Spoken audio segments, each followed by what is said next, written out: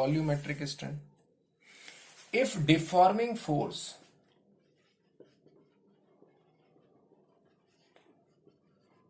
produces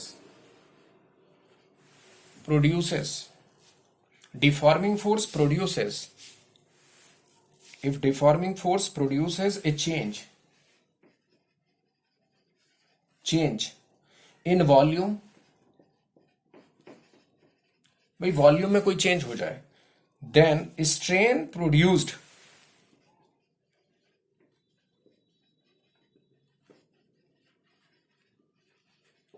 is called volumetric strain.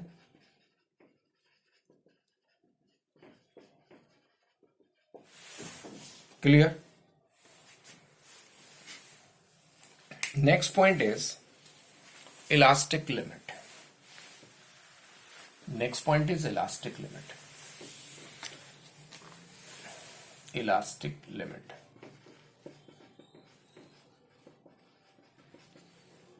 हमने भी थोड़ी देर पहले बताया था कि कोई फोर्स अप्लाई किया, बॉडी डिफॉर्म हुई. समटाइम्स कुछ बॉडीज रिगेन करेंगी अपनी ओरिजिनल शेप एंड साइज को, लेकिन वो एक लिमिट तक ही कर सकती हैं. ऐसा नहीं होगा कि कितना भी लार्ज फोर्स लगा दें वो रिगेन करेगी. एक रबर बैंड भी ब्रेक हो जाएगा, ठीक, तो उसकी भी लिमिट है.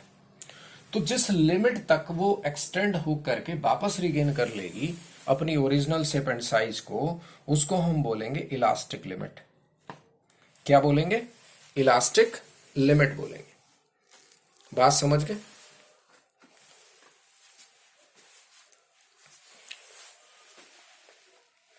तो इलास्टिक लिमिट क्या हुई? If deforming force is removed and body regain its original shape and size completely, and beyond which it do not regain its original shape and size is called elastic limit. यानी up to that extent, elastic limit क्या है? Up to that extent it regain its original shape and size is called elastic limit. Clear? Next point is Hooke's law.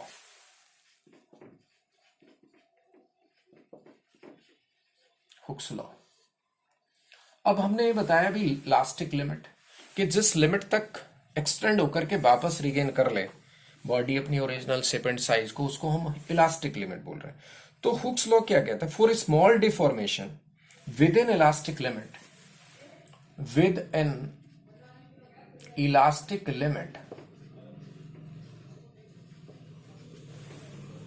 stress is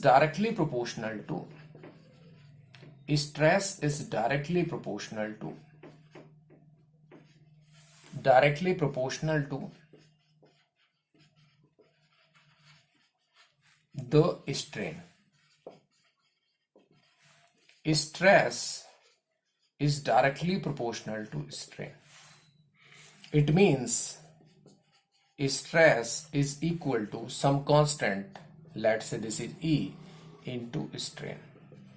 This E is proportionality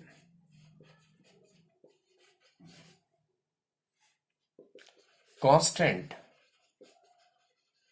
and is called modulus of elasticity, and it's called modulus of elasticity. Clear? तो E is equal to stress upon strain. अब different type के modulus of elasticity हम पढ़ेंगे. Modulus of elasticity, proportionality constant है, ठीक है, और क्या है? Modulus of elasticity. अब डिफरेंट टाइप के मॉडुलस ऑफ इलास्टिसिटी पढ़ेंगे. देखते हैं. ये मॉडुलस ऑफ इलास्टिसिटी हो गया. अब डिफरेंट टाइप के मॉडुलस ऑफ इलास्टिसिटी हम पढ़ने वाले हैं. Clear? Modulus of elasticity.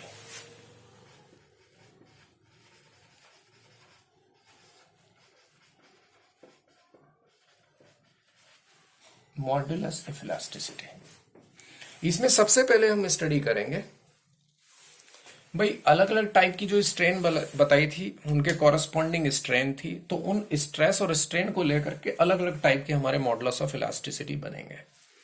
Clear? जैसे number 1 Young's modulus of elasticity. Young's modulus of elasticity, इसको y से रिप्रेजेंट करते हैं, कैपिटल Y से।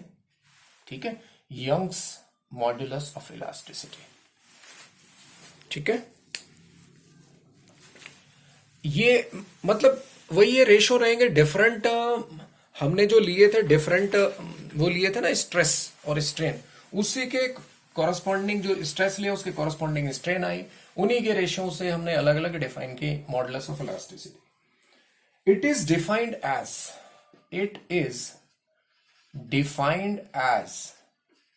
the ratio of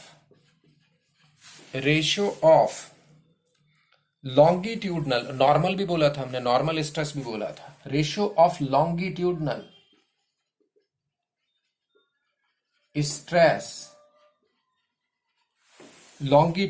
stress to the, अब लॉन्गिट्यूडनल स्ट्रेस है तो स्ट्रेन कैसी आएगी, लॉन्गिट्यूडनल स्ट्रेन आएगी, टू द लॉन्गिट्यूडनल स्ट्रेन। यानी सिंपल सी बात है, जब लेंथ के अलोंग फोर्स लगा रहे थे तो नॉर्मल स्ट्रेस भी है, लॉन्गिट्यूडनल स्ट्रेस भी है, तो लेंथ में चेंज आएगा, लॉन्गिट्यूडनल स्ट्रेन आएगा, सिंपल सी बात, तो यंग्स मॉडुलस होगा। क्लियर? लॉन्गिट्यूडनल स्ट्रेस, और यहां नॉर्मल भी बोल सकते हो, नॉर्मल। ठीक है, यहां लेंथ के अलोंग चेंज आएगा। क्लियर? तो यंग्स मॉडुलस क्या हो गया, यंग्स मॉडुलस हो गया लॉन्गिट्यूडनल स्ट्रेस और नॉर्मल स्ट्रेस। तो यहां मैं लॉन्गिट्यूडनल ही लिख देता हूं, स्ट्रेस, और ये स्ट्रेस क्या था, फोर्स पर यूनिट एरिया था, अपॉन लॉन्गिट्यूडनल स्ट्रेन। इसको थोड़ा सा और एक्सप्लेन कर लेते हैं। लेट से कोई वायर है और वायर पर ये हमने कोई फोर्स लगा दिया, इसका एरिया क्रॉस सेक्शन ये है, A is the area of cross section of the wire.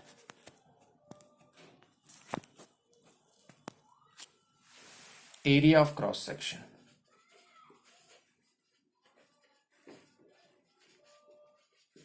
ठीक है। अब यहां पर मान लीजिए एक एक्सटर्नल फोर्स मैंने ये लगाया, और एक्सटर्नल फोर्स लगा करके मैं थोड़ा इसको नीचे दिखा देता हूं। मान लीजिए लेंथ में कुछ चेंज आया होगा, ये ठीक है, ये लेंथ में चेंज आया होगा, ये एक्सटर्नल लग रहा था हमारा, ठीक है। इतना इधर रिस्टोरिंग भी लगा होगा ऊपर की तरफ, तो इस क्रॉस सेक्शन के तो परपेंडिकुलरली लग रहा है, यानी नॉर्मल स्ट्रेस है। पर यूनिट एरिया देख लें तो, फोर्स पर यूनिट एरिया देख लें तो ये नॉर्मल स्ट्रेस ही बनेगा, यस और no. Force area cross section के नॉर्मल है। स्ट्रेन जो लेट से ये लेंथ थी हमारी L, और ये चेंज इन लेंथ आया डेल्टा L। ये लेंथ में जो चेंज आया दैट इज डेल्टा L, और ओरिजिनल लेंथ थी हमारी L। तो क्या लिख सकते हैं हम यहां से, y इज इक्वल टू, हम लिख सकते हैं F upon A delta L by L। Clear? तो ये हो सकता है FL upon A delta L, change in length upon original length. ये यंग्स मॉडुलस बना। Clear? Some time radius given होता है, इफ रेडियस इज गिवन तो एरिया क्रॉस सेक्शन को हम क्या लिख सकते हैं, सर्कुलर होता है पाई आर स्क्वायर, तो ये भी आप पुट कर सकते हो। क्लियर? तो कभी कभी रेडियस गिवन होता है तो एरिया क्रॉस सेक्शन आप पाई आर स्क्वायर लेकर के यंग्स मॉडुलस कैलकुलेट कर सकते हो। मटेरियल का लेंथ वगैरह दी होगी, चेंज इन लेंथ, या समटाइम्स वो change in length original length Young's modulus देता है, बोलता है कितना फोर्स अप्लाई किया होगा, तो इस पर न्यूमेरिकल प्रॉब्लम बन सकते हैं। ये तो बात हुई हमारी यंग्स मॉडुलस की। नेक्स्ट पॉइंट डिस्कस कर लेते हैं। Next point is bulk modulus. तो ये ध्यान रखेंगे, लॉन्गिट्यूडनल स्ट्रेन है और लॉन्गिट्यूडनल स्ट्रेस या नॉर्मल स्ट्रेस है। Clear? Next point is bulk modulus of elasticity. Bulk modulus,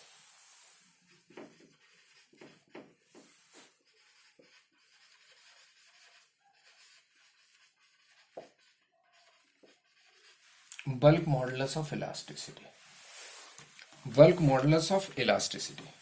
तो इसको कुछ बुक्स में आपको बी से मिलेगा लिखा हुआ, इसको कुछ बुक्स में के से रिप्रेजेंट करा होगा, तो उससे कोई फर्क नहीं पड़ रहा, आप ध्यान रखिएगा formula. Bulk modulus, it is defined as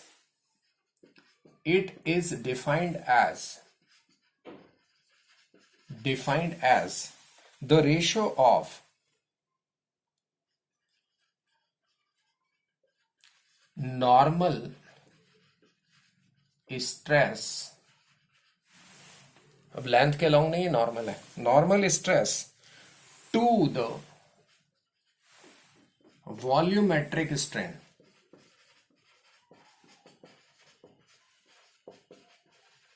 यानी इस बार वॉल्यूम में चेंज आ जाए।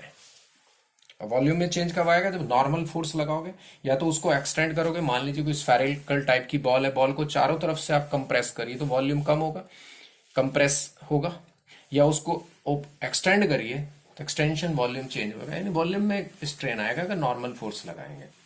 देखेंगे इसको भी हम फिगर के थ्रू। तो bulk modulus B is equal to normal stress यानी ये फोर्स पर यूनिट एरिया ही है, वॉल्यूमेट्रिक स्ट्रेन। क्लियर?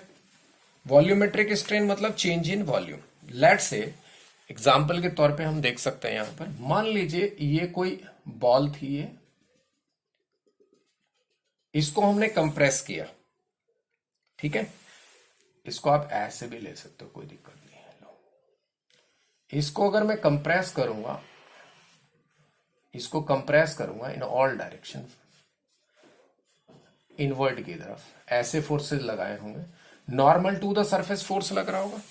मान लीजिए इसका वॉल्यूम इनिशियल V था, अब ये वॉल्यूम धीरे धीरे कम हो करके ये इतना रहेगा, ये कंप्रेस कर दिया आपने, तो ये जो वॉल्यूम होगा हमारा V में से डेल्टा V चेंज कर लिया, मान लीजिए आपने, कितना वॉल्यूम रह गया? डेल्टा V, यानी ये जो वॉल्यूम था हमारा, ये क्या हो गया? डेल्टा V था, वॉल्यूम में चेंज आ गया, फोर्स नॉर्मल ही लग रहा है, हर पॉइंट पर नॉर्मल फोर्स लग रहा है। क्लियर? हर पॉइंट पर नॉर्मल फोर्स लग रहा है, तो स्ट्रेस नॉर्मल ही होगा, वॉल्यूम में चेंज आ गया। वॉल्यूम में कितना चेंज आया? डेल्टा V का चेंज आया, क्योंकि रिमेनिंग वॉल्यूम कितना? V माइनस डेल्टा V, इसका मतलब V से डेल्टा V आपने कम कर दिया उसके वॉल्यूम को। क्लियर? नॉर्मल स्ट्रेस कितना लिखेंगे? अगर फोर्स हम अप्लाई कर रहे हैं overall in all direction, net force जो हम लगा रहे हैं, और इसका सरफेस एरिया A है, तो नॉर्मल फोर्स तो फोर्स पर यूनिट एरिया हो जाएगा, surface area is A। Volumetric strain क्या होगा? Delta V change in volume upon original volume, और volume is decreasing, that's why इसको हम लिख सकते हैं minus delta V upon V। क्लियर? तो यहां पर K इक्वल टू हमारा B इक्वल टू हमारा हो जाएगा फोर्स अपॉन एरिया, ठीक है, और V अपॉन delta V with minus sign हम लिख सकते हैं इसको। क्लियर? और you can write force upon area को आप क्या लिख सकते हो? ऐसे भी लिख सकते हो, इसको प्रेशर लिख सकते हो।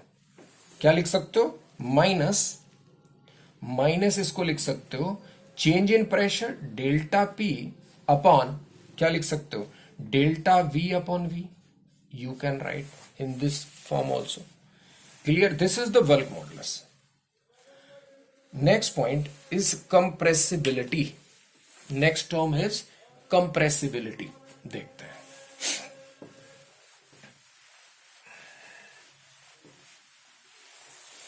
Compressibility,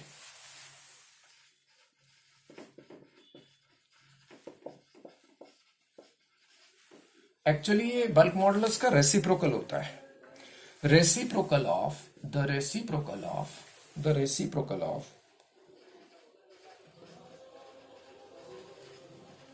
bulk modulus is called compressibility।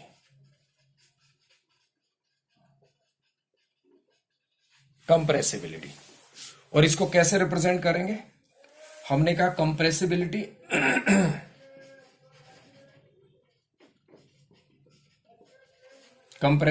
Is equal to 1 upon bulk modulus. bulk modulus. Clear? Next point is, our next point is modulus of rigidity. Modulus of rigidity देखते हैं, modulus of rigidity को.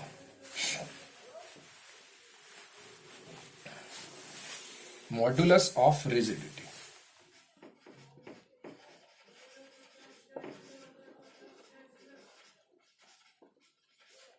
Modulus of rigidity. Modulus of rigidity को, modulus of rigidity को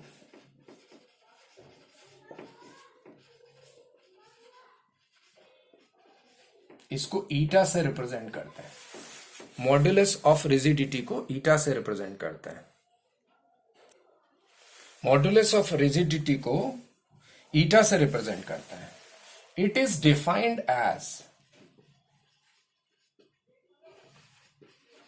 it is defined as the ratio of, अभी हमने थोड़ी देर पहले भी बताया था किस तरह से चेंज करता है. Ratio of, it is defined as the ratio of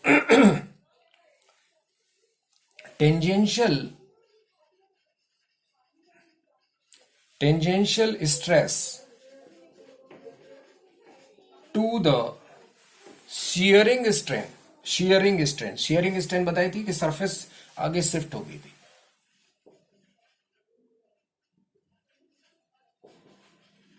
shearing strain, tangential stress to the shearing strain within the elastic limit, within the elastic limit, elastic limit. तो modulus of rigidity eta is equal to क्या हो जाएगा? Tangential stress, tangential stress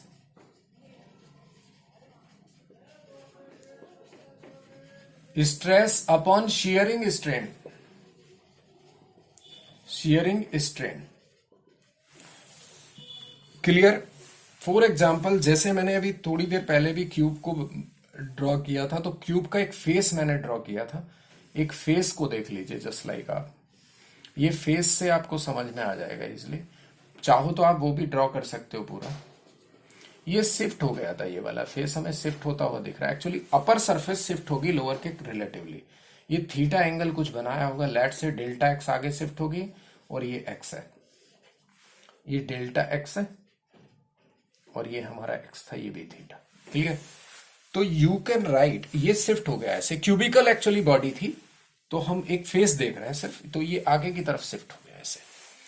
तो ये जो tangential stress आए, यानी यहां पर इस सरफेस पर अगर मैं ऐसे क्यूब बना देता, ये क्यूब बना लूं, एक मिनट देख लेते हैं क्यूब ही बना करके, तो ऐसा कुछ आएगा ये क्यूब. ठीक है, ये ऐसा कुछ आएगा. यानी इस सरफेस पर मैंने कुछ फोर्स लगाया होगा, तो एफ टेंजेंशियल लग रहा होगा. सरफेस एरिया मान लीजिए ए है, एरिया ए है ये वाला. ठीक है, जिसके अलोंग, जिसके सरफेस के अलोंग फोर्स लग रहा है.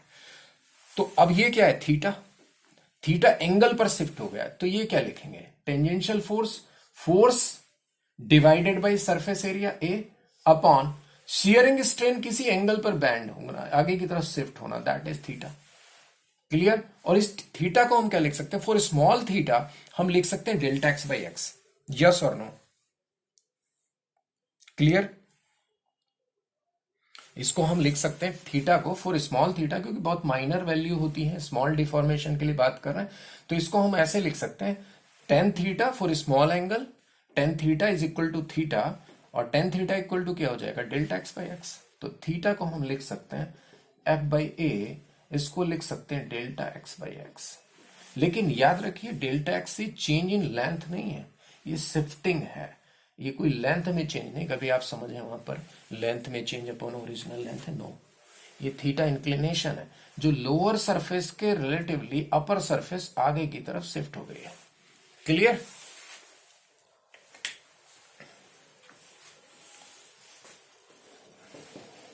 Next point is, our next point is elastic potential energy stored in a stressed wire. Elastic potential energy in a stressed wire.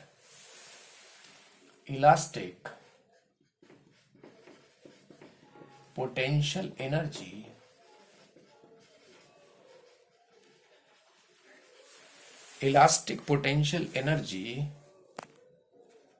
elastic potential energy in a stressed wire.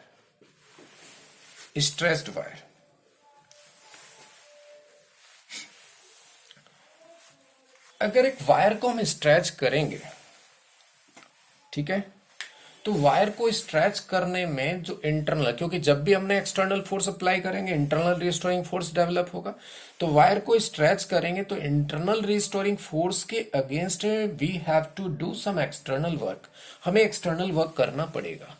Clear, ये बात तो समझ में आती है। That work is stored as the elastic potential energy in the wire. जो हम work करेंगे उस इंटरनल रिस्टोरिंग फोर्स के अगेंस्ट में, तो वो वर्क, क्योंकि जब भी हम वर्क करते हैं किसी सिस्टम पे, तो that will store as the elastic potential energy. जैसे स्प्रिंग को हम स्ट्रेच करते थे तो स्प्रिंग में इलास्टिक पोटेंशियल एनर्जी की फॉर्म में वो वर्क स्टोर हो जाता था, यस और नो? तो वैसे ही होगा, अब ये वर्क इलास्टिक पोटेंशियल एनर्जी की फॉर्म में स्टोर होगा।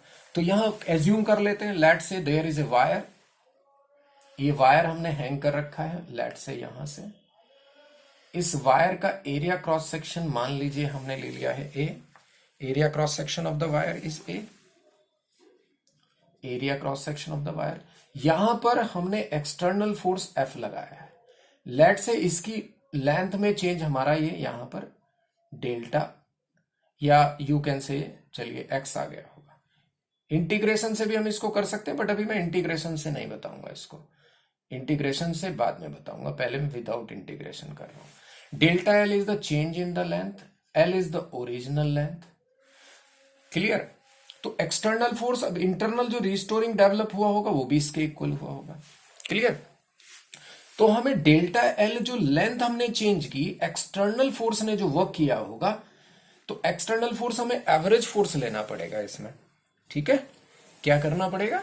एवरेज फोर्स लेना पड़ेगा। देखिए क्या कर रहे हैं, let there is a wire of length L and area cross section A.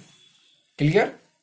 Area cross section A, let F is the external force जिससे हम स्ट्रेच कर रहे हैं वायर को, is applied on the wire at its lower end, and there is the change in the length is delta L. Clear? तो work done on the wire, work done on